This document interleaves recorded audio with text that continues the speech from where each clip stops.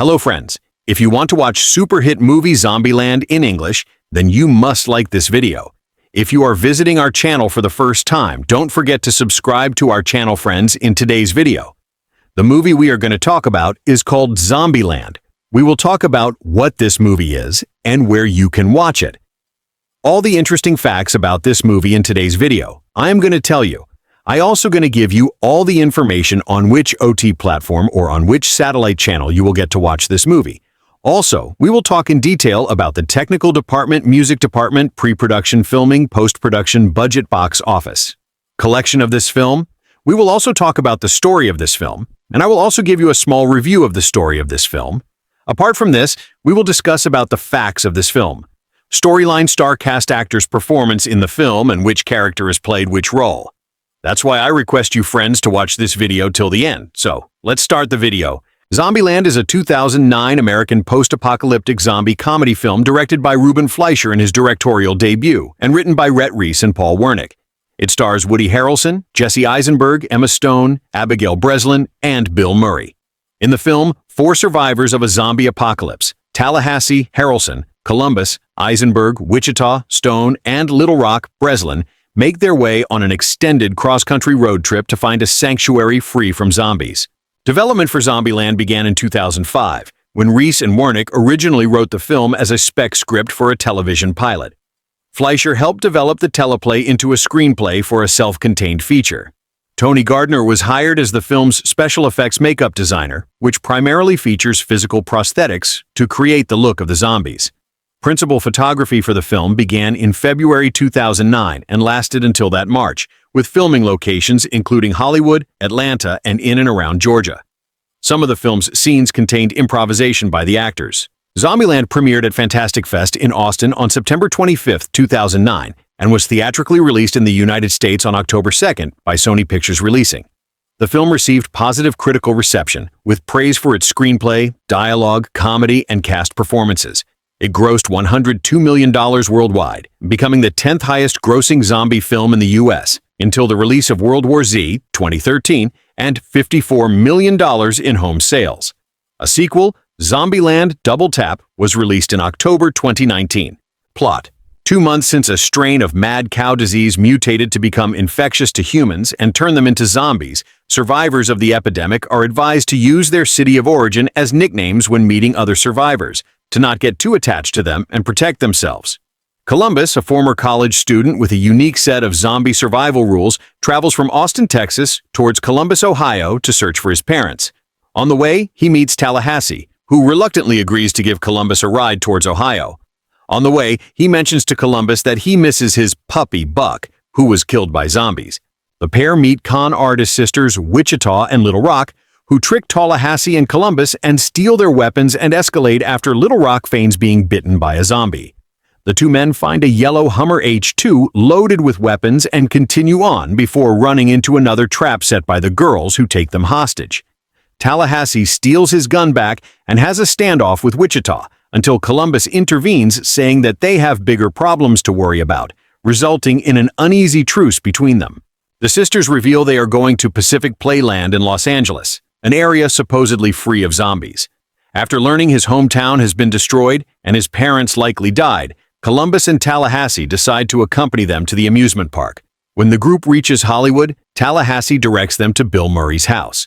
Tallahassee and Wichita meet Murray, uninfected and disguised as a zombie, and they play a prank on Columbus and Little Rock by having him pretend to be a zombie, only for Columbus to accidentally kill Murray.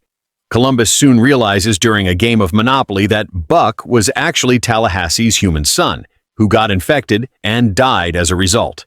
Despite Wichita and Columbus falling for each other, Wichita abruptly leaves with Little Rock for Pacific Playland the next morning. Columbus decides to go after Wichita and convinces Tallahassee to join him. At Pacific Playland, the sisters activate all the rides and lights, only to unwittingly draw the attention of many zombies in the area. They become trapped on a drop tower ride as Tallahassee and Columbus arrive. Tallahassee lures the zombies to a game booth and kills several as Columbus heads to the drop tower. He evades and shoots through a horde and safely helps the girls down. Wichita kisses Columbus and reveals her real name, Krista. Deciding to stick together from now on, the group then leaves Pacific Playland. The rules. See also Zombieland double tap section. The rules. A running gag and a central theme throughout the film is the list of rules Columbus comes up with for surviving in the zombie-infested world. By the end of the film, his list has 33 rules, yet only a few are mentioned. A series of promotional videos starring Woody Harrelson and Jesse Eisenberg expanded on the list presented in the film cast Jesse Eisenberg as Columbus, a young man who lived by himself in a beat-up apartment before becoming one of the few survivors of the zombie apocalypse. He lives by a strict set of rules to stay alive. The character is also the narrator of the film. Woody Harrelson as Tallahassee, Columbus's trusted partner who spends the majority of the movie searching for a Twinkie. He despises zombies and enjoys killing and torturing them. Emma Stone as Wichita Krista, Little Rock's older sister and Columbus's love interest. She is distrustful of strangers and overly protective of her little sister. Abigail Breslin as Little Rock, Wichita's 12-year-old sister. She is sweet, but not that innocent, and has had to grow up very quickly because of the apocalypse. Bill Murray as a fictionalized version of himself, still living in his Los Angeles home, and regularly disguising himself as a zombie to travel around the area. Amber Heard as 406, Columbus's ill-fated neighbor who becomes the first zombie he kills. Character names. The main characters do not use each other's real names, but identify themselves using place names, Columbus, Tallahassee, Wichita, and Little Rock, that relate to them. This includes Columbus's neighbor, named 406 after her room, and his fictional sexual conquest Beverly Hills, as well as Sister Cynthia Knickerbocker, whom Columbus identifies as a Zombie Kill of the Week winner, and whose surname is actually an obsolete term for a citizen or inhabitant of New York City. The one exception is Murray playing himself. At the end of the film, Wichita tells Columbus that her real name is Krista. Release a trailer of Zombieland was released on June 18, 2009. Distributed by Columbia Pictures, the film was released on October 2, 2009, a week earlier than originally advertised. Home media. Zombieland was released by Sony Pictures Home Entertainment on February 2, 2010 on Blu-ray and DVD. The film was released on March 15, 2010 on DVD and Blu-ray in the UK. Select Best Buy stores sold a special edition on both DVD and Blu-ray with an additional disc featuring 2 featurettes. It was also released as a film for the PSP UMD. The film grossed $54.1 million in home sales. Zombieland was released on Ultra HD Blu-ray on October 1, 2019, a few weeks before the sequel was released in theaters. Reception. Box office. The film debuted at number 1 at the box office in North America, with ticket sales of $24,733,155 over its opening weekend, averaging about $8,147 from 3,036 theaters, matching its production budget. 56. It was credited as having the second highest grossing start on record for a zombie film behind the 2004 Dawn of the Dead remake, and as the first American horror comedy in recent memory to find significant theatrical success. The film grossed $60.8 million in 17 days, becoming the top-grossing zombie film in history. The record was previously held by the Dawn of the Dead remake, 58-59. It was later surpassed by Resident Evil, Afterlife, which grossed over $290 million worldwide, and World War Z, which grossed over $540 million worldwide.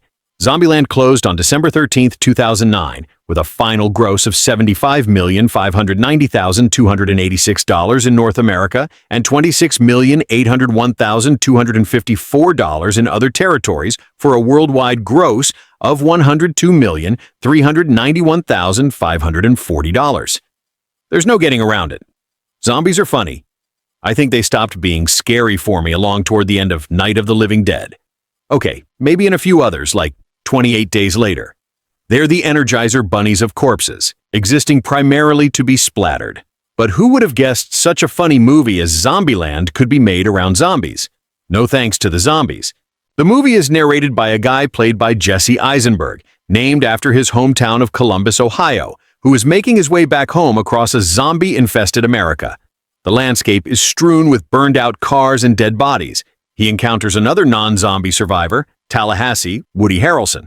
The two team up, not without many disagreements, and eventually find 2 healthy women, the sexy Wichita, Emma Stone, and her little sister, Little Rock. The plot comes down to a road movie threatened by the undead, as countless zombies are shot, mashed, sledgehammered, and otherwise inconvenienced. Wichita and Little Rock turn out to be con women, dashing the hopes of the love-struck Columbus.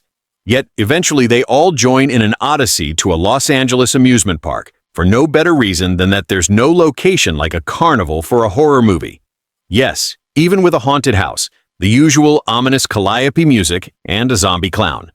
Columbus, like so many others, is phobic about clowns, making Eisenberg an ingrate, since his mother put him through grade school by playing clowns at children's parties. All of this could have been dreary, but not here. The filmmakers show invention and well-tuned comic timing, and above all, there's a cameo by Bill Murray that gets the single biggest laugh I've heard this year. The foursome hauls up at Murray's vast Beverly Hills mansion, so palatial it is surely a grand hotel, and finds him still in residence. More than that, I will not say, except that not many zombie comedies can make me think simultaneously about Psycho and Garfield. Eisenberg, a good actor, plays a pleasant nerd who has compiled a seemingly endless survival list for the United States of zombies. These items are displayed in on-screen graphics that pop up for laughs, and include a tribute to the backseat rule of my little movie glossary, which instructs us. But I'm sure you remember. Woody Harrelson takes a great deal of relish in killing zombies, often declining to use a gun because he prefers killing them with car doors, tire irons, and whatever else comes to hand. As usual, the zombies are witless, lumbering oafs who dutifully line up to be slaughtered. Vampires make a certain amount of sense to me, but zombies not so much. What's their purpose? Why do they always look so bad? Can there be a zombie with good skin? How can they be smart enough to determine that you're food and so dumb they don't perceive you're about to blast them? I ask these questions only because I need a few more words for this review. I will close by observing that Bill Murray is the first comedian since Jack Benny who can get a laugh simply by standing there. The texts are rendered in 3 dimensions, when a previously stated rule becomes relevant, to when nature calls for instance of the relevant text pops up occasionally. Getting splattered with blood. Slate Josh Lavina said the pop-up bit works. Precisely because Blanta and spools like a gam, how can you survive a zombie horde? Armed with a shotgun, an SUV, and a smart mouth. A trailer row of Blanta was released on June 18, 2009, distributed by Columbia Pictures. The film was released on October 2, 2009, a week earlier than originally advertised. Home media on Blanta was released by Asani Pictures Home Entertainment on February 2, 2010. And Obla and the DVD 5152, and the film was released on March 15, 2010 on DVD and Blu-ray in the UK. Selected Best Bua stores sold a special edition on both DVD and Blu-ray with an additional disc featuring 2 featurettes. It was also released as a film for Theospomd. Zombieland was released in Ultra HD Blu-ray on October 1, 2019, a few weeks before the sequel was released in theaters. Reception. The film debuted at number 1 at the box office in North America with ticket sales of $24,733,155 over its opening weekend, averaging about $8,147 from 336 theaters, matching its production budget. But it was credited as having the second highest grossing start on record for a zombie film behind the 2004 A Dawn of the Dead remake, and as the first American horror comedy in recent memory to find significant theatrical success. The film grossed $60.8 million in 17 days, becoming the top-grossing zombie film in history.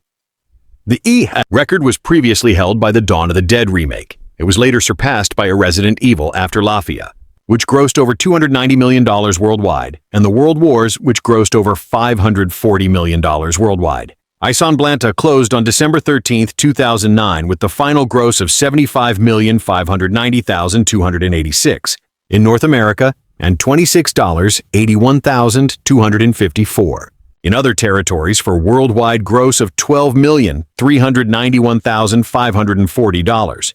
Zomb received positive reviews from critics and on Rotten Tomatoes. The film has an approval rating of 89% based on reviews from 259 critics with the rating or average of 7/4. The website's consensus reads wickedly funny and featuring plenty of gore. A zombie is proof that the zombie saw genre is far from dead. A Animata critic which assigns a weighted of Regia rating to reviews from mainstream critics. The film holds a score of 73 out of 100, based on 31 reviews indicating generally favorable reviews.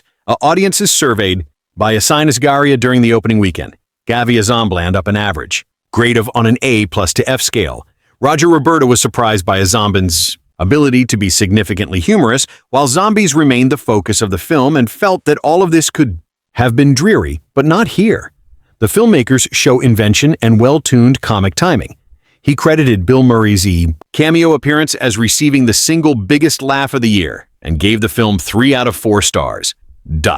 Murray's cameo was called out for attention by other reviewers. Mark Savlov of Thea Austin chronically credited it as the single most outrageously entertaining, unexpected celebrity cameo of any film genre or otherwise that he had seen in a long, long time, and that while the film did little to advance the genre, its smart script and high action made it very enjoyable. Savlov categorized it as blander, as being dead set against being dead serious, with its tonal power hobby being more in common with the fear hortoned up. It's a mad world than with the 28 days or weeks later. The film's witty use of dialogue and popular culture was also praised by Anti-Burrow of the Boston Globe, who said the film makes no claims to greatness, but that what it has, instead of in spade dasa, is deliciously worn and of the world banter. Michael Lord of Phallus Angeles Time as a praise director flyer for bringing impeccable timing and bloodthirsty with to the proceedings. Some reviewers saw deeper levels in the plot and cinematography. Cinematographer Michael Bonverain was praised for capturing some interesting images amid the post-apocalyptic carnival of carnage, as when he transforms the destruction of a souvenir shop into a rough ballet. While Stephanie Zahiko Fasaloncoma said, "The picture is beautifully paced and highlight in a housey middle section wherein what could be viewed as a sideways homogeo, a rebel without a cause, a ruthless wanderer share a brief respite in an empty lavish mansion."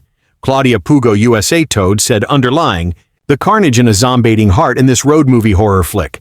Dark comedy, earnest romance action film hybrid laces a gentle drollness through all the bloody mayhem. Entertainment Weekly's Lisa Schwarzbaum concluded at the bone a zombished, very funny road picture shaped by Weisenheimer cable TV sensibilities and starring 4 likable actors, each with an influential following. Josh Slavina of Fast Lele drew parallels with Adventureland.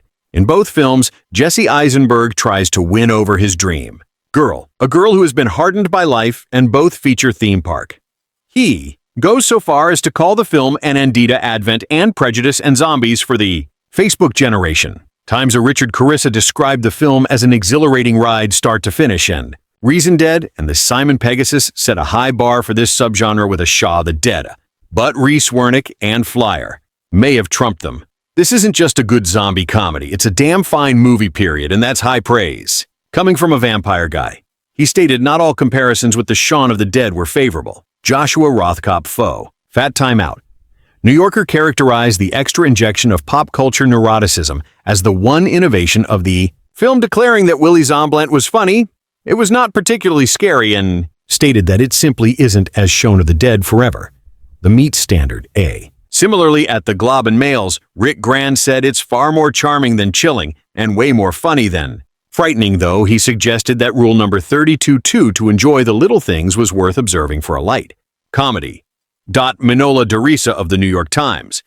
Messa classified the film as a minor diversion dripping in splatter and groaning with self-amusement and lamented the lack of a real plot more concrete than a series of comedy takes on zombie slaying. Due to the film's success, writers recent always planned a possible sequel with many more ideas they wanted to explore. In August 2016, Ree and Bernick confirmed that they were working in Auslan 2A and meeting with Woody Harrelson to discuss the film, while stating all the cast is pretty excited. The film, A Zombieland Double Tap, featuring the return of the original cast, was released on October 18, 2019. The 10th anniversary of the original film's release, and was once again a critical and financial success. Possible third film on the possibility of a third film. Flyer cannot decide if the cast will return or not. He has stated that he would love to do a Madison standalone movie. In October 2011, it was reported that a Fox broadcasting company and Asani Picturazo were considering a television adaptation of the series to be aired in OCBS, with Paul Wernicke and the Rat Ray writing the script, but with the main actors of the original film likely not returning. The television program was planned to begin in the fall of 2012. These plans did not come to fruition. In January 2013, it was revealed that the casting call for the production just went out for the main characters, with a few changes to the movie for the show and the addition of two new characters, Atlanta and Ansley. In March 2013, it was announced that Amazon Studios had ordered a pilot episode. Rewick and Pallone were joined by Eli Craig, who directed the pilot. Tyler Rosa plays Columbus, Kirk Ward plays Tallahassee, Amara Walsh-Shaw plays Witcha, and Evita plays Little Rock. A new character named Detroit, voiced by Kendra Fountain, was introduced as an Exxon Star operator serving as a gang's navigator. The pilot was released in April 2013 and all of Filma and AA Amazon Video. On May 17, 2013. Retrice, creator of the TV adaptation, announced that a Zombieland the series would not be picked up to be a series by Amazon. Commented on the fan backlash, saying, "I'll never understand the vehement hate the pilot received from die-hard Zombieland fans. You guys successfully hated it out of existence. It's as simple as this. A Zombieland is a place where you get sick one day and you're sucking brains the next. A place where a debilitating virus has transformed most of humanity into a mass of shambling undead. There are a few less survivors who took the government's advice and washed their hands regularly, but they're outnumbered 1,000 to 1. Not good odds, really. One of those is a friendless young loner who has not only outlived the disaster, but who's also set up a series of rigidly held rules to help him avoid becoming a cerebral appetizer. Rule number 1, do consistent cardio workouts. Rule number 4, wear a seat belt at all times. Combined, these little victims are literal lifesavers. But when an almost deadly encounter leaves the Tamadrek loose out in the cold without a vehicle, it looks as if all the rules in the world won't help him. Luckily, a cowboy road warrior named Tallahassee drives up right about then. This zombie destroyer has 2 simple rules himself. Avoid real names, and thus any emotional attachment and puree every zombie you encounter. Tallahassee dubs his new young friend. Columbus and the two take to the road. Soon they're joined by a pair of young sisters, Wichita and Little Rock. From there, it's California or bust. Literally positive elements. The story's 4 main characters have all had their share of difficulties in past relationships. But in the midst of this shared horror, they learned to trust one another and formed what amounts to a family bond. The movie ends with the statement, "We had hope. We had each other." Columbus faces down a particularly powerful fear, heroically putting his life on the line to rescue Wichita and her sister. All 4 friends face down death in their efforts to save one another. Wichita does everything she can to protect her 12-year-old sister, Little Rock. Referring to her plight, Columbus says, "It's tough growing up in Zombieland, which it's tough growing up." Columbus eventually learns that Tallahassee's pain and reckless behavior stem from the fact that zombies killed his son, which perhaps helps explain why Tallahassee later takes on a fatherly role with Little Rock. Spiritual elements, sexual, romantic content. A large busted zombie woman is shown running and bouncing in slow motion. She's wearing nothing but a G-string and pasties, which wears a form-fitting t-shirt that exposes her cleavage. Columbus and Tallahassee are both shown shirtless at different times. Wichita and Columbus embrace and kiss briefly. Columbus welcomes a panicked neighbor into his apartment. She kisses him on the cheek and lays her head on his chest. The young man says it might be his chance to lose his virginity, a broken bar, but she turns into a zombie and attacks him instead. Tallahassee is a veritable repository of colloquialisms when it comes to sexual activity. At one point, he sacrilegiously refers to sex as going heels to Jesus. Violent content. Zom is a full-fledged R-rated zombie movie, so this is where the rubber hits. The Rhoda, along with blood, brains, and trails, and every other usy thing you can imagine. In fact, one of the director's hardest tasks must have been to come up with enough unique ways to film goopy carnage to fill 80 minutes. Unfortunately, he gave it the old college try, a broken bar, to nasty results. Teeth plunge into victims' flesh, and tear-free sizable mouthful while drooling out buckets of cold black bile. Body parts that are the landscape, hanging from steering wheels and doorwork knobs. Zombies break bones and drip tendons and sinus as they kill and eat. One scene shows a female undead kneeling in the road, eating the remains of an eviscerated victim. But zombie feeding frenzies aren't the only butchery on display. An ample chunk of the flesh. Rending action is perpetrated in all the undead baddies. Tallahassee crushes zombie faces with everything from baseball bats to a banjo. Bloody bashing contact is shown in realistic detail. AEI. Swarm of grade school-aged child zombies bounce off a careening van and several get dragged down the street. We see an undrop of piano on a pursuing zombie. In one intense scene, Columbus fends off his zombie female number. She chases him, teeth snapping, mouth drooling. Thicker. He batters her with kitchen utensils, breaks her ankle, smothers her with a shower curtain, and finally snaps her neck by thumping her with a porcelain toilet cover. A wide variety of firearms, from shotguns to machine guns to splash eyeballs and intestines. Everywhere. In a scene at an amusement park, all 4 of the movie's heroes blast away. Zombies splat to the ground. From 50 feet in the air, are smashed and sent flying by whirling rides, and are viciously shredded by large caliber automatic fire. When asked how she learned to handle a firearm, Little Rock reports that it was from all her video gameplay. Crude or profane language, F and S words splattered the dialogue as well, about 30 of the former and 15 of the latter. We also hear H-A-Bard and BCH. Jesus' name is abused twice. Gods, about 10 times. Twice combined with DN drug alcohol content a few times. Tallahassee drinks from a bottle of hard liquor. He hands a glass full to Columbus, but the younger man throws it away. Later, though, Columbus and Witcha share a bottle of wine. Taking deep swags, Tallahassee finds a hat with empty beer cans attached to it that Little Rock ends up wearing. Later, in one quick scene, the adults are shown smoking marijuana from a communal banga with Little Rock in the room. Other note. For the elements after finding a truck with a backseat full of weapons. Tallahassee exclaims, "Thank God for Redneck's conclusion. If you walk into a movie call, there shouldn't be much mystery about what's about to plop onto your cinematic plate. The only question really is, 1. Of the aggressora, as in how rancid does it get? Answer Ray rancid. But before I delve into a final summary of the gory proceedings at hand, I'll have pity on your gag reflex and tell you about the film's few appealing elements first. If you look beneath the rotting flesh exterior, you find 4 central characters who constitute a likable, if particularly raw, family of post-apocalyptic misfits. They're well portrayed and often funny. After all, this is a flick that's supposed to tickle your funny bone while it gnaws on some poor dead guy's leg bone. The story ultimately encourages us to find Hopine and to be heroic for the people around us. Now back to that degrees of badness part. Zomb unleashes a blender's eye, view of gross-out splatters, a mouthfuls of filleted flesh, and a woman launched face first through her windshield. Then, the camera zooms in on a large-breasted zombie stripper who's wearing little more than pasties and gore, and a gaggle of zombified children get dragged behind a speeding vent shortly thereafter. And that's just the first 5 minutes. It's as if the movie makers are screaming at us not to bother looking for the veiled subtexts, allegories, or psychopolitical messages that are sometimes associated with this genre. No, this is pure, or should say a imperia in your face, blood and guts mingled with words and gruesome tongue and bullet-blasted cheek jokes designed to keep moviegoers sniggering amidst the carnage. It's as simple as that.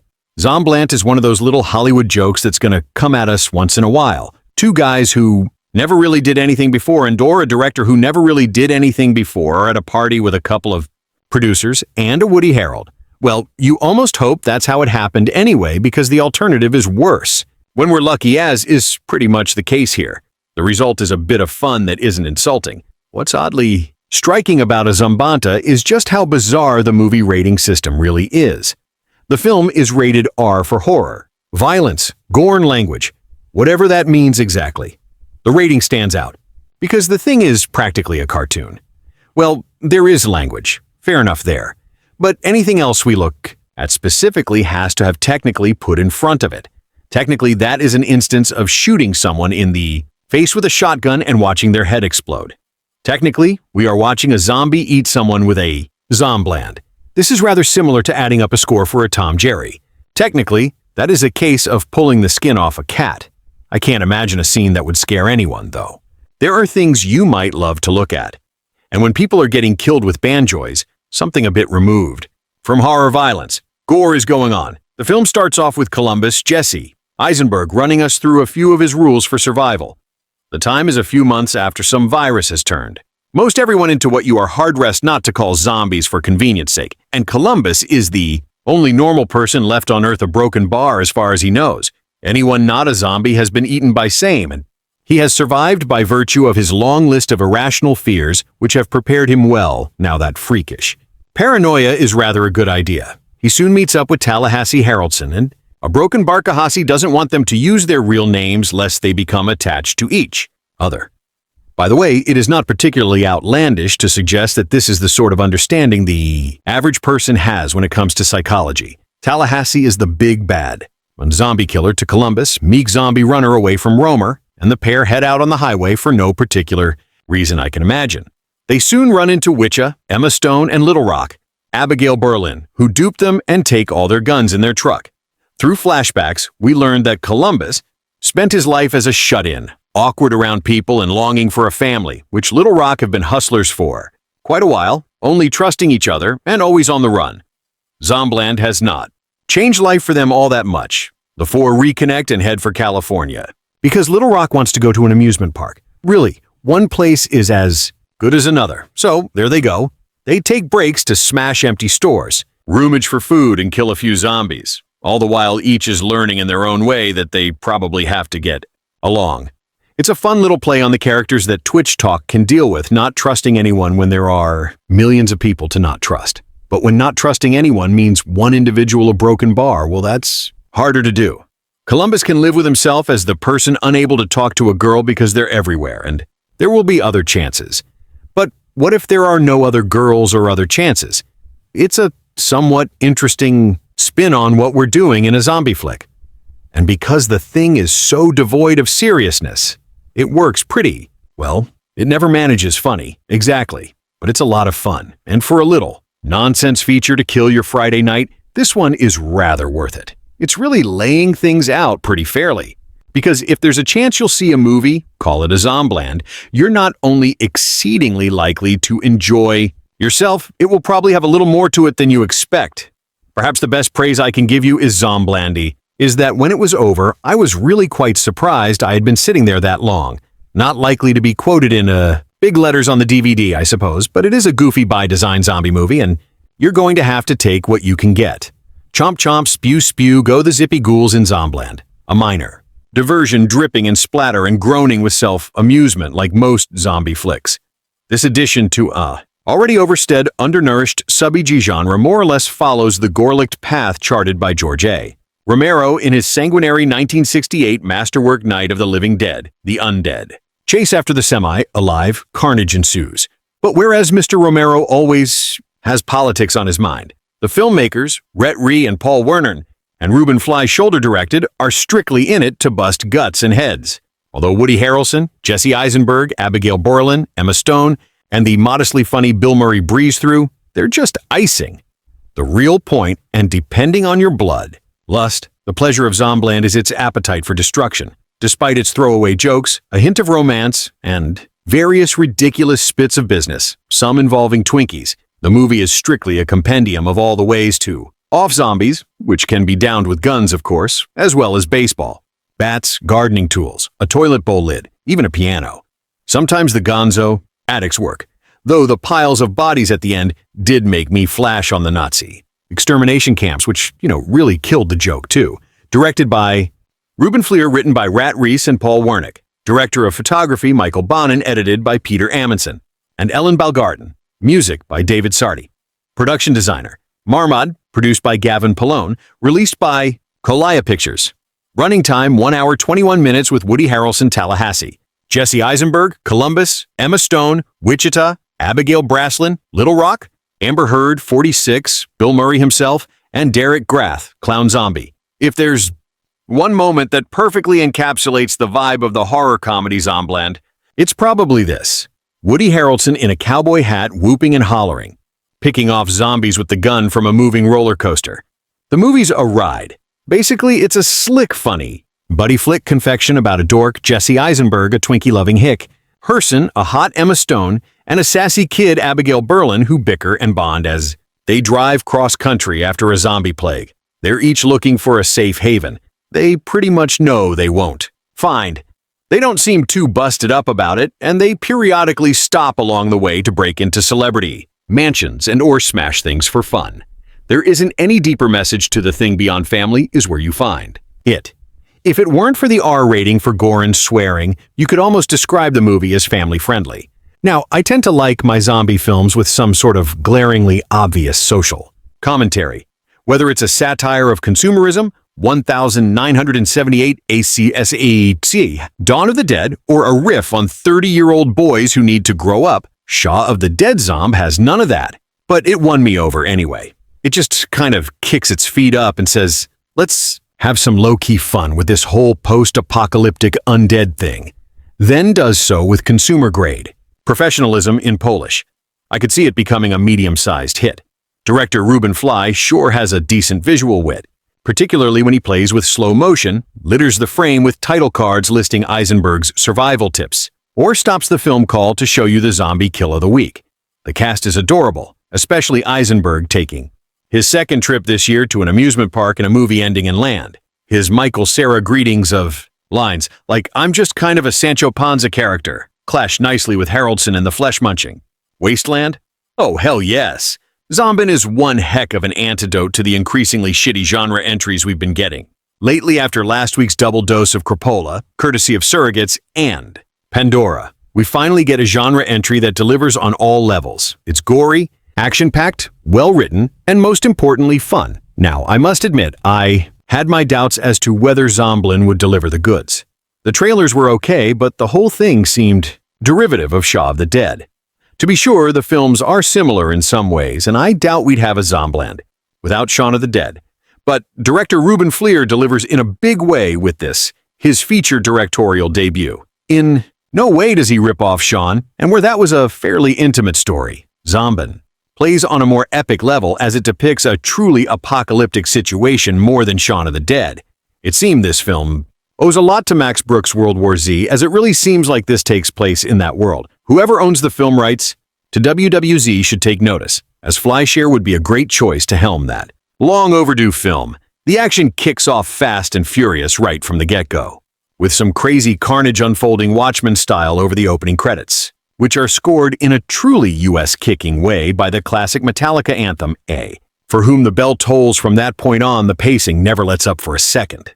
Fleischer keeps things rolling at a fever pitch with a wisely compact 85-minute running time that never wears out its welcome come and features a number of awesome zombie action set pieces, including the awesome amusement park climax. Probably the thing about Zombieland that's going to get the most people talking, other than a truly kick-ass cameo that I'm not going to spoil here, is the awesome performance by Woody Harrelson as Tallahassee, who's exactly the type of zombie-ass kicker you'd want on your side in a situation like this.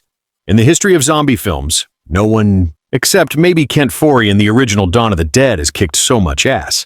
And this is truly a major comeback role for Harrelson, who hasn't done much over the last few years. I honestly could not imagine a better piece of casting than Harrelson in this instantly iconic role. And despite the fact that he's in his late 40s, is probably in better shape now that he was 15 years ago in the classica Natural-Born Killers. He's truly at the top of his game here, and I hope it reestablishes him as the leading man he was 10 years ago.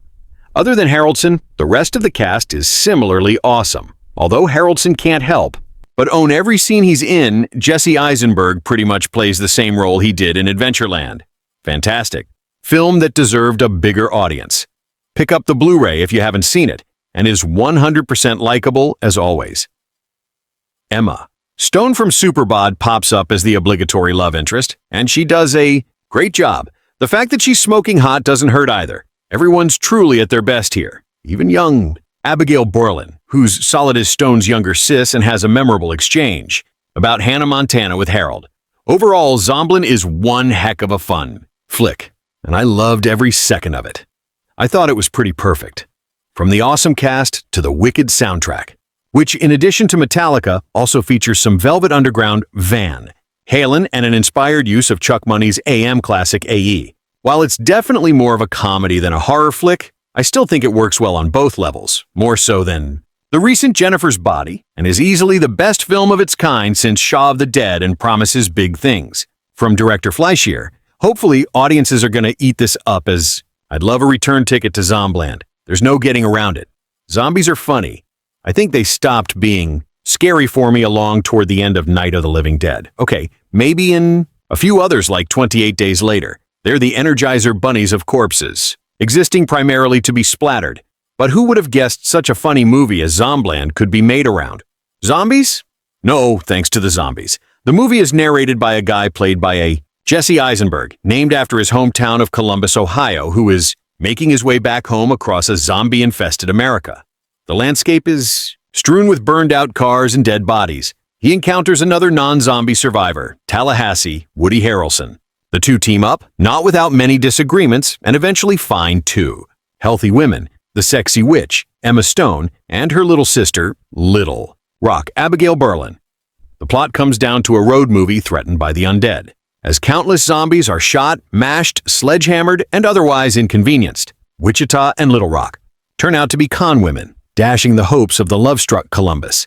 Yet eventually they all join in an odyssey to a Los Angeles amusement park for no better reason than that there's no location like a carnival for a horror movie. Yes, even with the haunted house, the usual ominous clap music, and a zombie clown, Columbus, like so many others, is phobic about clowns making. Eisenberg an ingrate, since his mother put him through grade school by playing clowns at children's parties. All of E. This could have been dreary, but not here. The filmmakers show invention and well-tuned comic timing. And above all, there's a cameo by a Bill that gets the single biggest laugh I've heard this year. The foursome hauls up at Murray's vast Beverly Hills mansion, so palatial it is surely a grand hotel, and finds him still in residence. More than that, I will not say, except that not many zombie comedies can make me think simultaneously about Psycho and Garfield. Eisenberg, a good actor, plays a pleasant nerd who has compiled a seemingly endless survival list for the United States of zombies. These items are displayed in on-screen graphics that pop up for laughs and include a tribute to the backseat rule of My Little Movie. Glossary, which instructs us say, but I'm sure you remember, Woody Harrelson takes a great deal of relish in killing zombies, often declining to use a gun because he prefers killing them with car doors, tire irons, and whatever else comes to hand. As usual, the zombies are witless, lumbering oaths who dutifully line up to be slaughtered. Vampires make a certain amount of sense to me, but zombies not so much. What's their purpose? Why do they always look so bad? Can there be a zombie with good skin? How can they be smart enough to determine that you're rude and so dumb they don't perceive you're about to blast them?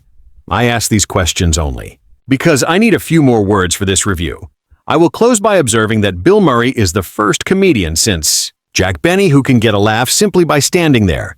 Last week I saw Ruben Flyer's film Uncharted, a film which was a disappointment to me. I remember when the credits started that no one film can define a director. In this case, as proof of this, I remembered that Flea directed a film in the zombie genre that had excellent writing characters and understood how the genre can connect to pandemics. This film is Zombieland, released in 2009. Zombieland is directed by Flyer and written by Rhett Reese and Paul Warenick. The film features Jesse Eisenberg, Woody Harrelson, Emma Stone, and Abigail Berlin in the lead roles. Dua Eisenberg plays nerdy, uptight, and kind Columbus, a college student trying to survive in a zombie apocalypse. Columbus is on his own, making rules to survive the zombie apocalypse and trying to make his way to find his parents until he meets Harrelson's Tallahassee and Wichita and Little Rock, Stone, and Berlin, respectively. The film then follows the group as they travel together through the apocalypse and become like a family to each other. A best part of Zombieland is its connections to the crisis we are going through in the real world right now. The zombie genre has a particular connection to the pandemic and that the characters are fighting to stay alive and not contract a virus. Zomb is no exception to the rule of the zombie genre. The experience these characters go through is very similar to the experience of the pandemic. A great example is that Columbus, all the way through the film, makes rules for surviving the zombie outbreak. Things like limbering up, avoiding bathrooms, and of course, double tap, make sure a zombie is dead. These might not be the same rules to surviving CO-19, but the system Columbus has is similar to the protocols we have in place to keep us safe. Another connection this film has to the pandemic is its themes of connections and family. Columbus makes it known that before the zombie outbreak, he was not a person. However, he states that as he continued to live in the world of zombies, he realized how much he wanted to have people back in his life. I think many in COVID-19 times realize the same thing Columbus did that we often take how important people are for granted in a pandemic. It is important to have someone out there to lift you up in the same way you would lift them during this hard time. That's why all of these characters meeting each other was important, because they had all been on their own up until this point and through each other found the need for connection with others. Again, We should all follow these characters' example and always hang on to strong connections with people when we find them. If we do not hang on to the connections we have, then as the film reminds us, we become lonely and isolated like the zombies of the film. Often, one of the difficulties for horror comedies is the ability to be funny while still being scary. Luckily, Zombieland delivers both scares and laughs. When a zombie appears in this movie, it's not just a person in makeup. The zombies are snarling, growling, and lunging, and they are almost always gurgling at the mouth. The film's zombie design allows it to be both taken seriously as a zombie movie and be considered a fun comedy. Often, comedy is mixed in with scares and sequences. For example, the opening features a montage of multiple zombie incidents. The incidents range from zombie brides biting grooms at weddings to little zombie kids attacking a neighborhood mom in her van. It is always welcome to have a laugh and a scare in a film. The comedy in the film is brilliant. It has a great range from visual humor to verbal humor to character-based humor. Many recall Bill Murray's classic jokes in this movie. For example, Waka hits him with a golf club, referencing Bill Murray's film Caddyshack. Verbal humor appears in many places where the group is interacting with one another. Character-based humor is evident in every place in the film. A strong example is Columbus being more afraid of clowns than zombies, and Tallahassee's quest for Twinkies. Zombin is one of the great horror comedies. The film expertly blames, scares, and laughs and utilizes a variety of types of humor. However, best of all, the film manages to still be relevant today through its characters' experience of surviving a virus and the themes of family. All of this and great performances from the whole cast make this zombie film worthy of biting onto for viewing. In reviewing this year's latest zombie flick, I find myself unable to find where to start. Not because it was a bad flick, but simply because there were so many kick-ass things about the movie. I am no connoisseur of zombie movies, but I have seen my fair share and can safely say that this is the best zombie movie I have ever seen.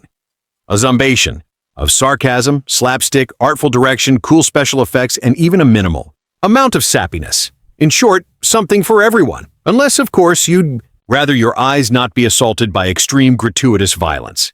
You're welcome to the story with narration by Jesse Eisenberg, a self-proclaimed reclusive nerd who's coined a set of rules that will serve as your survival guide to a Zombieland. Take note, moviegoers, these rules may save your life in the event of a zombie apocalypse.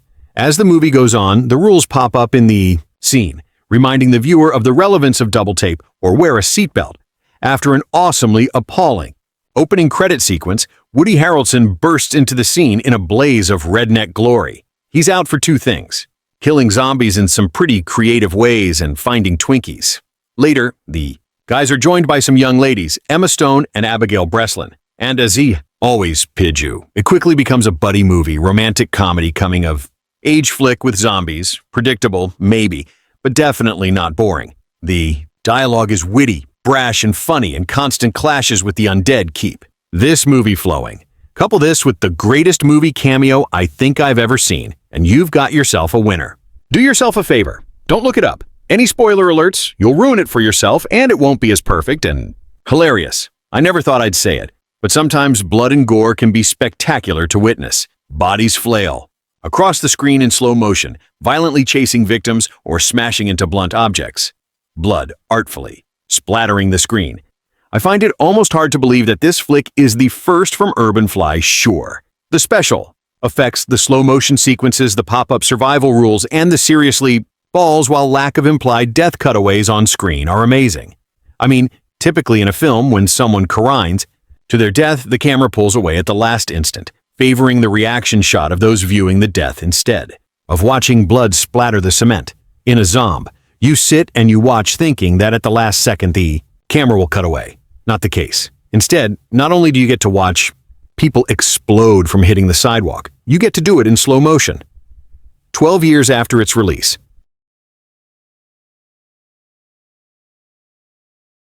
Genre. Its secret sauce, brilliant casting, AA5 via Academy Award nominees, a fast pacing, and the fact it just doesn't take itself too seriously.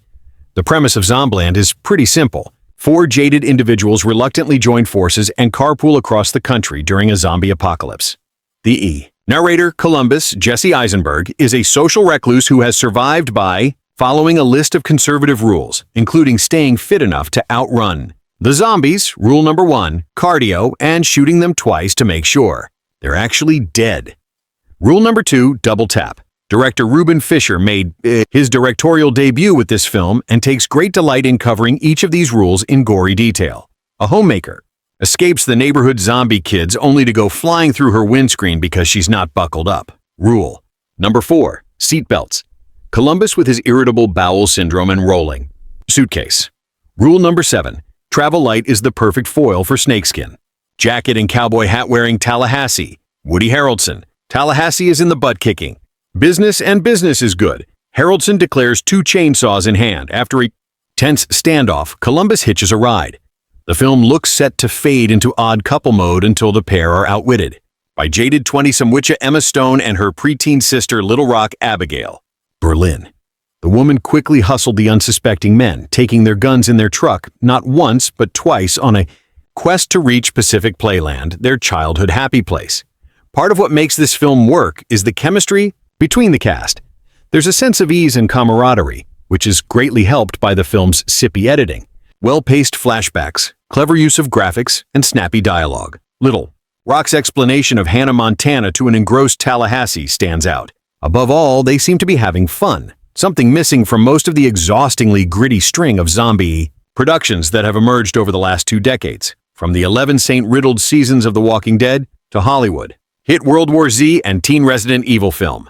When the cast trash and smash an Arizona gift store, their delight is so genuine, you kind of wish you could be in there with them. A standout moment is the appearance of actor Bill Murray, who shows up in a brilliantly executed cameo. While Maria Amista steals the show, it's Harrelson as Tallahassee who ends up carrying the film. His character offers a handy roadmap in how to deal with the apocalypse. Indulge in blind rage to vent your frustration. Develop a dark sense of humor and pursue your comfort food of choice Twinkies at all costs. He even inspires Columbus to add another rule to his list. Rule 32. Enjoy the little things. It doesn't set out to be, but by the end, this zombie movie is quite sweet. Sure, there's blood, guts, and gore, but the virtues of loyalty, trust, and family are established without feeling cheesy or insincere, almost as much of a triumph as surviving the apocalypse. The vast majority of sequels are unnecessary, but Zombieland Double Tap feels particularly so, especially coming out a decade after the original. The first Zombieland from 2009 was a lot of fun with its gleeful balance of gore and snark and a bouncy, self-referential nature. It was a zombie movie that knew it was a zombie movie, and it had a blast in every sense of the word, messing with the tropes of the genre. A Woody Harrelson, a Jesse Eisenberg. Emma Estonia and Abigail Breolina enjoyed breezy chemistry and snappy banter. The whole thing was a lark stepping stone on the road to future success for everyone, including director Ruben Flesra Venom and writer Satyriando Paul Wernicke, the Deadpool franchise 10 years later. They're all back along with screenwriter Dave Callaham, but it's hard to find justification in returning to these hardened characters and scorched territory. Zombieland Double Tape is more the same, but also much less the past. Is larger, the carnage is nigher, and the comedy is even more meater than before.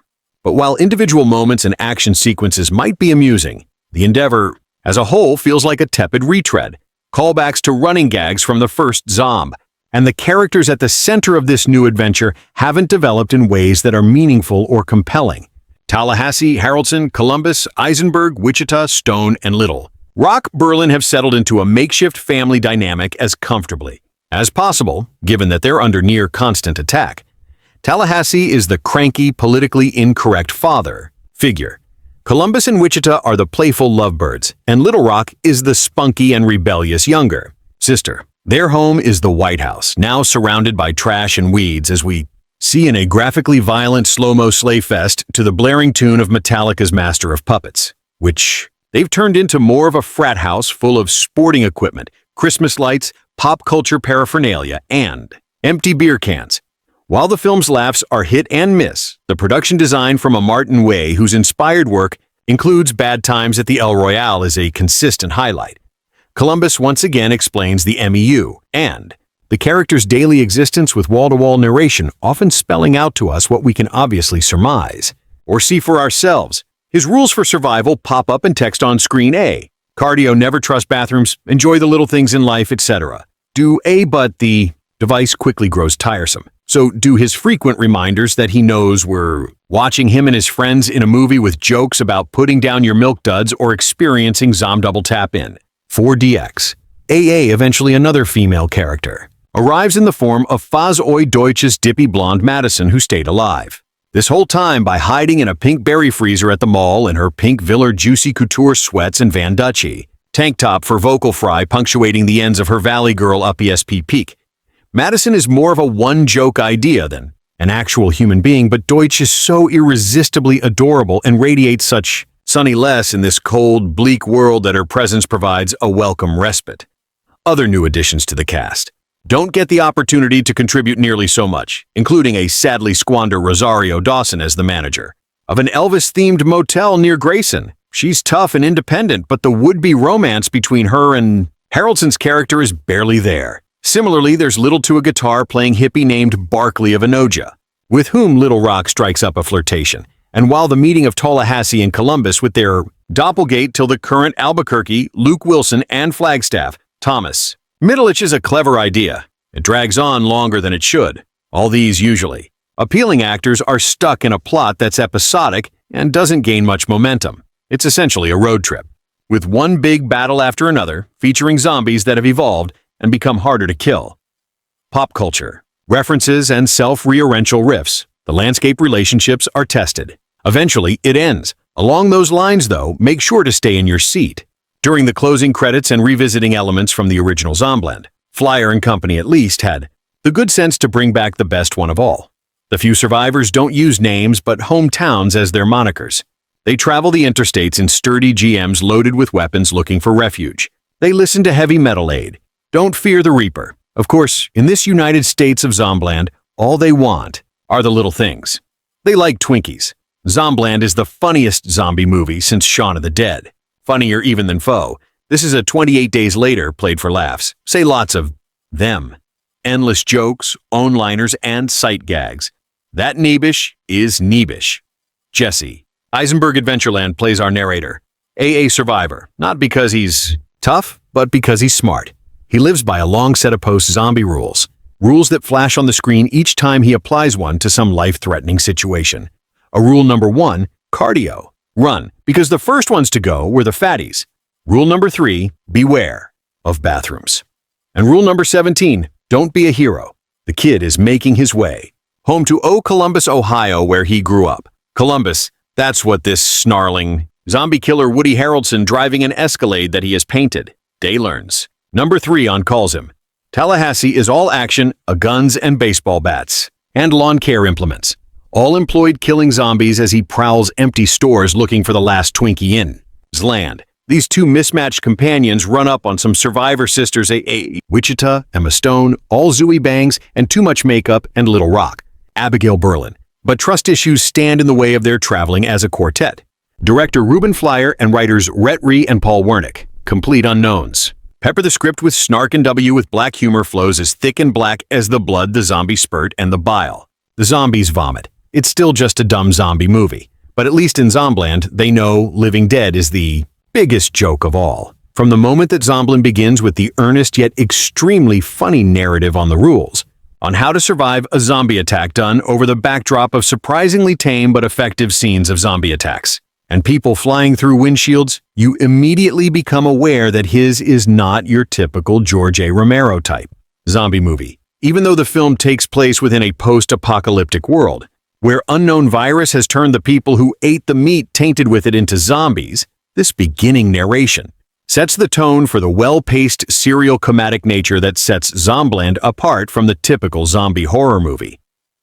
T.E. The narrator and main character of the movie is Columbus, Jesse Eisenberg, a 20-something loner-type college student who up until the zombie virus changed the world, lived a very phobic, uptight existence in Austin, Texas. Once the virus struck, he sets out on a journey to get back to his hometown of Columbus, Ohio to check on his family. Hey, along the way he hooks up with Tallahassee Woody Harrelson, an edgy, aggressive cowboy type whose life goal is to find the spongy golden goodness of a Twinkie, but whose cavalier facade hides a sad secret. Enter into their lives two smart and slightly devious sisters named Wichita, Emma Stone, and Little Rock, Abigail Barlin, who conned the guys out of their gun and steal their vehicle. One of the things that makes Zombieland, which was directed by Ruben Fleer, produced by Gavin Pallone, and written by Paul Wernick and Retrice, such a fun movie to watch, is that the characterizations were solid and the performances are strong by the actors. Woody Harrelson steals the movie. His character of Tallahassee was funny and macho yet not overly OTT. Columbus was nerdy but not stereotypical. The sisters, Wichita and Little Rock, were strong female characters, with Wichita showing that women don't need to be nude or vulgar to come across as tough or smart. The cameo by Bill Murray as himself is extremely well played and doesn't come across as gratuitous use of celebrity. It's funny and smartly done. The special effects are top-notch, yet the movie doesn't go overboard on the blood and guts to make their point about the horror of zombies eating people alive. The movie relies more on adding a dark humor to the situation, and you spend as much time laughing as you do jumping in your seat or covering your eyes. If Zombieland has one major flaw, it's the fact that the movie drags a bit in places, and I, as a moviegoer, felt it lost some of its momentum in the middle. I really felt that there could have been more zombie action added to keep that element on track. But the final conflict had power, plenty of momentum and suspense. The amusement park setting was a great allegory to the thrill ride that the final action scenes were. The comedy elements were well written and well timed. I laughed at every one of them, as did the majority of the audience. All in all, a very well done movie that proved you don't need excessive gore, nudity, or profanity to make an action/comedy/horror movie worth watching. We went and saw Why Zombieland, Double Tap, and I was treated to a fabulous time. This franchise understands its audience and really ends up feeling like an excuse for famous actors to get together and have a blast making a movie. Which, as it turns out, means a good time for everyone. Zombieland isn't a very deep movie that requires much in the way of explanation or critical analysis. It's a fun time. Our lovable characters from the first movie are all back living their lives in Zombieland and kicking ass. The controversy in this story starts with Columbus Jesse Eisenberg proposing to Wichita Emma Stone, which creates a rift in their relationship due to Wichita's inability to be close. She and Little Rock leave the family with only a note to explain their departure. Tallahassee, Woody Harrelson, and Columbus are floored. While on the run with Wichita, Little Rock, Abigail Breslin, the youngest of this adoptive family, decides that post-pubescence is pointless without a cute boy to bang. So, she leaves the safety of her family and ventures into Zombieland with a cute boy from Berkeley. Call it a broken bar. Berkeley. The gang decides that they have to go after her, and this is the basis for most of the movie. There are some great cameos and new characters who add quite a bit in the way of entertainment, like the stunning and hilarious Madison, Zoe Deutsch, and the strangely Woody Harrelson Albuquerque, Luke Wilson.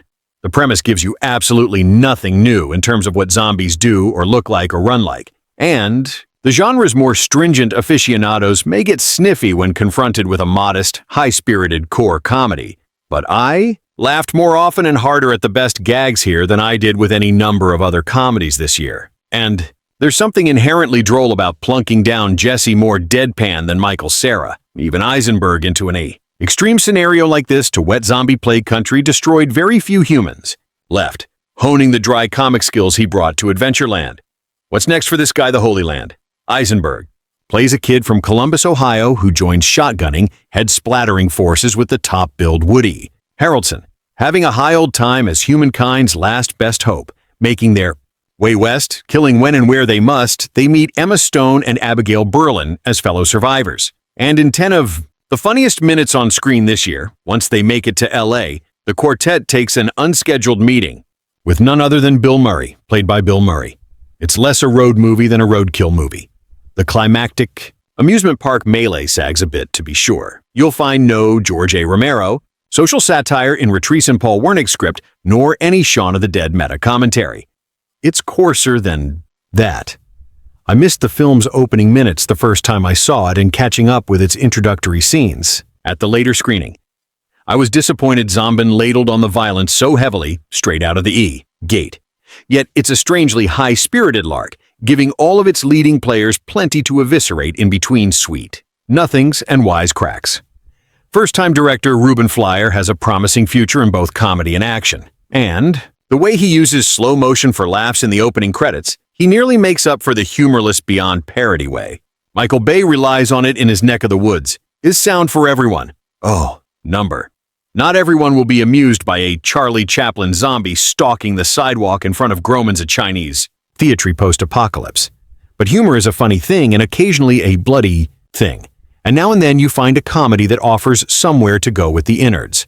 By now, you've probably heard about the cameo. Still, just to be on the safe side, we won't spoil the identity of the cameo, but otherwise it's true. Halfway through Ruben Fischer's absurdly assured debut, Zombieland, there's a surprise appearance from a major comedy star that is so daffy, so self-acing, and so perfectly pitched that it virtually shuts the book on any other celebrity cameos from here on in. As the star, gamely takes the piss out of his or her career and the perceived egocentric nature of celebs indulging in knockabout recreations of his or her most vaunted blockbuster. Zombieland, a movie that had seemed for all the world like just another zombie comedy, is inarguably brilliant. Thankfully, what precedes and follows is arguably brilliant and worthy of being mentioned in the same breath as the genre leader, Shaun of the Dead.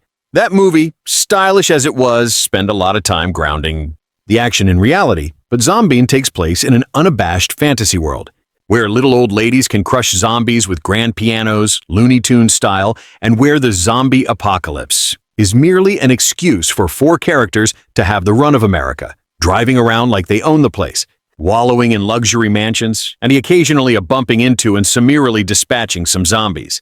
But despite the title, the zombies don't really matter in Zombieland. Oh, they're there. All right. Occasionally threatening and always ready to be splattered. But Flyer and his writers, Reese and Mick, are refreshingly interested in putting flesh on their characters' bones as opposed to stripping it off in what characters they are. Normally in zombie films, the hero's ranks are padded out by unlikable zombie fodder just treading water until they get munched. But Zombieland's greatest achievement is in presenting four wholly likable characters in whose ultimate survival you become wholly invested, whether they're gambling gay around with the cameo or in one neat road trip sequence, boring each other to tears, with arguments about everything from Willie Nelson to Hannah Montana. Admittedly, Emma Stone's cynical Witcha and Abigail Breslin as her little sister are somewhat underwritten, but in Harrelson's high school Tallahassee, a man with an innate talent for turning the undead into the just dead, and Eisenberg's Columbus propelling the story with the right young Woody Allen voiceover and his list of paranoid survivalist rules. Fly Shore has a classic buddy movie team at his disposal. Throw the cameo in there and the result is a zombie flick that stands shoulder to decomposing shoulder with the best the genre has to offer. The comparison too of the data is inevitable. So let's get it out of the way. A Salanta is kind of sort of Simon Bagg, and Edgar Wright's comic masterpiece of mayhem, after the undead apocalypse done up American style. So instead of cricket bats as weapons and jokes about tea, it's shotguns as anti-zombie devices and a quest to find the last Twinkie, Boodia. Bland A from delightfully out the nowhere. Director Ruben Flyer and screenwriters Retrice and Paul Wernick is not a simple redo or ripoff or anything so unpleasant as to require such derogatory words. In fact, it's pretty much only the fact that there's zombies and there's comedy that prompts the likening. Ashrana was more sly and more poignant. In the end, Days On has no time for cunning or the gentler emotions when there's the walking A and nah, frequently running a undead to be dispatched post-haste and with accompanying wisecracking. Though some of that does ripple with surprising undercurrents of gentleness. In fact, this outrageously violent and outrageously funny movie had me worrying about myself for a moment that I'd finally succumb to the peculiar sort of zombification that has afflicted our culture of late. We invented an entire subgenre of movies that allows putative heroic characters to kill with impunity. To kill in nastily inventive and creative ways, and to kill and kill again. While also supposedly allowing both the heroes and us to avoid feeling bad or guilty or ashamed or dehumanized by enjoying the killing because those being killed are already dead. Shouldn't we be disturbed by this? Doesn't this mean we're irredeemably up? Won't future sociologists look back on this as a symptom of the same psychosis that allowed us to wage an unbroken century of war, and then I simply stopped worrying about it and went on laughing my ass off? There's none of that mucking about with the Dawn of the Dead hurry. Skips right over the reasons that hungry corpses are suddenly walking the land. Skips right over the initial moments of the crisis, except for one very funny scene suggesting that some lonely guys might find themselves suddenly on the receiving end of some much-desired female affection come the end of days and dumps us into the long aftermath. How does one survive in Zombieland? Our unnamed protagonist, a sweet DW played by the charming Jesse Eisenberg, Adventureland at a hunting party, introduces us to his rules for survival. I won't ruin them for you for our schooling. In them makes up a largest chunk of the opening of the movie, and it's a wonderful send-up of the cliché till the copyright of zombie flicks. Suffice to say that our unlikely hero has 31 rules when we meet him, and that events shall transpire that cause him to amend some of them. While wandering lonely across the burnt-out highways of America, the sweet Dway runs into an ass-kicking Twinkie lover Woody Harrelson 7, a management whose smirk has never been more appropriate or more welcome, who refuses to give his name. You don't want to get too close to people in Zombie, but invites our unlikely hero to call him Tallahassee. After his destination, he dubs the sweet weeb Columbus. After his soon, they've joined up with Witcha Emma Stone, a ghosts of girlfriends past at a house. Bunny and Little Rock Abigail Breast, my sister's keeper, a kid Kittredge, American Girl, and they all keep their destination names. Even though they decide to head somewhere else, they've all seen post-apocalyptic movies, and they know to dismiss the rumors of a zombie-free paradise out west, or the one back east. But there's another place that might be fun to strike out for a broken bar. If I have one big quibble with the Zombieland, it's this. A plot point turns on the theft of cars and guns from other non-zombie people. But why steal a car at the end of the world? Why steal guns? Isn't everything you need just lying around free for the taking? Or is the up-close and personal of theft just a way to interact with another live person without the danger of getting too intimate in a positive way? It's a minor quibble, really, and not much of problem for the rest of the film is so despicably, so wonderfully amusing. If it's not a sly a Shaun of the Dead, it's still why enough to let what could be its best visual joke slip by so quickly and so uncommented on that you might miss it, which makes the noticing of it that much more fun. And it makes me wonder what other jokes I did, in fact, miss. And it plays up what could be its most shocking moment with exactly the right plan of impotence and absurdity. And tragi-comedy that you'll be marveling that Fleer and company even conceived of it. Never mind got away with it. 10 years after the mad cow disease mutated into a zombie virus, Tallahassee, Columbus, Witcha, and Little Rock have set up base in the White House just as they begin settling into a comfortable routine. Personal, so conflicts force them all back onto the road. 10 years. This sequel dragged its feet in getting into cinemas, possibly because the TV series went into production and failed to launch, and most of the cast were getting nominated for Oscars. As the trailers inform us, tongue firmly and cheek to a zombies. From the start, with The Walking Dead appearing in screens a year after the movie was released. The original is fun, performed well, and left itself well open for a sequel. We can wrap this review up quite quickly. Do want to see a bit more of the world set up in the original? Great. Go see it. If not, maybe give it a pass. What works best in the film is getting to see other parts of the world and learning about new or groups of survivors. It doesn't go much in depth into any of them, but it's good. Fun. The film starts with Columbus Eisenberg catching us up to speed on events in Zombieland. Zombies have started to mutate, leading to a number of new types of zombies, including the big dummy A-homers and surprisingly smart Tay Hawkins. Not that this matters, because these new types barely get mentioned moving forward. It's all in aid of setting up to the AT-800S, a deadlier zombie that takes more than a few bullets to take down. Not that this matters, because by the time we get to the finale, none of them put up much a fight. Columbus, Tallahassee, Harrelson, Wichita, Stone, and Little Rock, Berlin, have taken control of the White House and loaded it up with treasures of all kinds. They fall into a weird domestic routine and are mostly happy. Little Rock has grown up and is getting impatient with Tallahassee treating her like a child. Meanwhile, Wichita is left confused with Columbus' sudden proposal. The sisters pack up and leave. During the night, leaving Columbus heartbroken. During a sly raid on a shopping mall, they met Airhead Madison, which just as Madison and Columbus hook up, Wichita arrives back to seek help in finding a wayward Little Rock who left to travel with a hippie Barkley, Georgia. With everyone back on the road, we fall back into a familiar pattern of traveling from place to place and killing zombies in fun ways. On the way to find Little Rock at a hippie commune, Babylon, they encounter Elvis Van. Nebraska, Dawson, an oddly familiar duo in Albuquerque and Flagstaff, Luke, Wilson and Thomas Middlick, and the aforementioned pacifist colony Babylon. There's plenty more comedy than there is zombie-killing action, and the climatic fortress defense is clumsily and hurriedly set up. An action highlight is a fight through an Elvis-themed motel with excellent use of sets and invisible cuts in the edit. It's a real standout in technical production. A lot has happened in the 10 years since he is on. Blanta was first released. Emma Stone is now an Oscar-winning actress and one of the biggest movie stars on the planet. Director Ruben Fleer has had a pretty good career, including most recently a Venom. And after T, a Deadpool of films and years of trying to make a sequel, writers Paul Wernick and Retrice finally get to return to the zombie apocalypse. In the movie, things haven't changed that much. The world is still full of zombies, some of which have evolved into new forms, making them harder to kill. Columbus is still the narrator, and his relationship with Wichita is in a bit of a rut. Tallahassee is still just a crazy as ever, but now adding that claims he has Native American blood running through his veins. It's really only Little Rock who has changed the most.